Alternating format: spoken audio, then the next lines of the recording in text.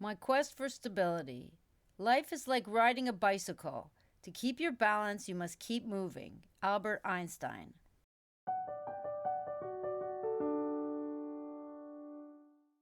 2014. The Pink Palace was a pink-colored convention center on Route 99, just north of the Peace Arch border with the United States. Our room had 2 queen-size beds, and I improvised a kitchen corner with a rice cooker, a bowl for salads, and a cutting board, reminding me of our life in China. Only the small fridge and hotel spa added the touch of comfort that was missing in Asia. I still didn't have the appropriate references to rent an apartment, so we settled into the hotel and started to create a routine. Emilie made new friends her age and joined hip-hop classes, while Olivier frequented a boxing gym. I trained 2 hours a day in the hotel's spacious parking lot and found work teaching Tai Chi in Vancouver's Chinese neighborhoods. In the evenings, I socialized in the hot tub and met the people who came to attend the conventions. Things seemed to be improving until one day during an intense sparring session, Olivier received a hard blow to the head, and a few days later he began to experience a persistent ringing in his ear. The first night he woke up yelling, "Tell them to turn off their refrigerator." Olivier's panicked voice shattered the silence of the night and jolted us awake. "What refrigerator, Olivier?" I asked, disorientated. He described hearing a vibrating sound in the quiet of the night.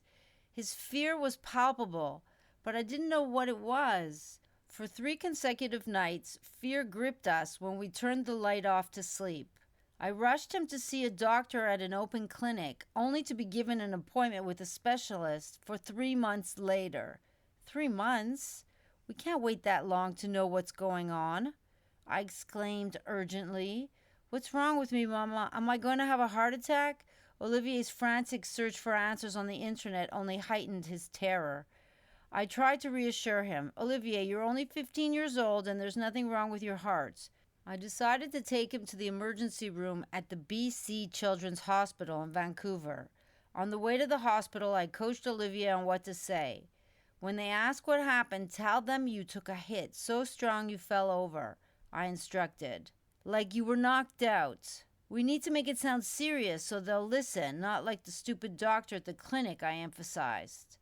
"I know, Mama," Olivier replied, his expression reflecting his distress. "And don't mention your stomach ache. That will just confuse them. And it's probably just your nerves," I told him. "Okay, Mama, I won't tell them, but it's really hurting me, you know," he answered. Olivier had been suffering from irritable bowel since he was 10 years old, and it flared up when he was nervous or anxious. Since it was early on a Sunday morning, we didn't have a long wait. The emergency room doctor soon diagnosed Olivier with tinnitus, a condition related to the hairs in his inner ear, and told us that it would never go away. "There's nothing we can do about it?" I asked him incredulously. "You can go see a specialist in 3 weeks for more details. That's all I can tell you for now," the doctor said. As we exited the hospital, I was confronted with an unexpectedly high parking fee, which did little to ease my already unnerved mind. Given my limited earnings from teaching at the gyms, such unplanned expenses only served to compound my financial concerns. We returned to Canada hoping for free schooling and medical care, but now I've just dropped $50 on parking, I sighed. But Olivier was too preoccupied with his own worries to share my concern about our finances.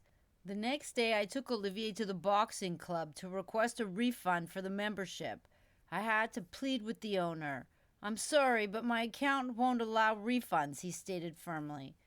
"But Olivier won't be able to box anymore, and I just paid for the month 2 days ago," I argued. Then, searching for a compromise, I asked, "Can't you at least give me a partial refund?" "This isn't our fault," he retorted. "When a boxer's ear rings, it happens immediately, not a few days later." He refused to take any part of the responsibility. I needed that refund. It was my only compensation for everything Olivier had to endure from that point forward. And it was the least the owner could do. My son's life would never be the same after stepping into that ring. But the owner showed no compassion. As time went on, we adjusted to our new circumstances and played music at night to help Olivier relax and fall asleep. Not long after, Olivier began to complain of joint pain in his lower back, knees, ankles, and jaw. As a sensitive soul, Olivier bore the deep scars of his parents' gypsy lifestyle and tumultuous relationship. Years of challenging circumstances manifested in pain and inflammation throughout his joints.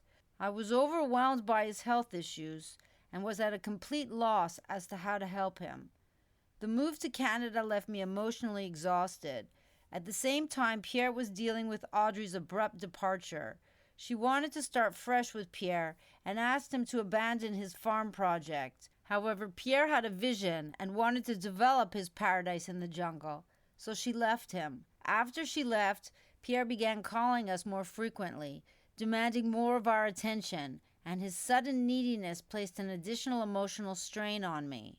As independent as he was, he couldn't seem to handle life without a woman by his side, and this was his way of filling the void. He expressed a desire to come and visit us, leaving Melanie and her boyfriend to manage the farm. They'd been living there since we departed Panama in 2012. I was weary of our ongoing fights and feared his presence would add more stress to an already difficult situation. Breaking away from him had been tough, and I was resolute in my goal to establish my independence and individuality without him. Despite my crush on Joe, I hadn't actually dated anyone since ending my relationship with Pierre. No man I met seemed to measure up in comparison to Pierre, but I knew that was the Pierre I first met, not the Pierre he had become, and I was chasing an ideal. I just want to focus on the three of us, I convinced myself. We're already facing a challenging time reintegrating into Canadian society. We don't need an old-school Frenchman voicing his opinions on everything we do. I believed it was for the best for everyone, even if the kids didn't see their father. They were so accustomed to me handling everything that they never questioned his absence. As the year progressed, Pierre stopped calling us when he met a new woman in the village who was happy to live with him on the farm. Although I did not want to live there, I did feel jealous of their relationship. Despite my efforts to be content with my own choices, I struggled with doubt and a pang of nostalgia whenever I heard about them.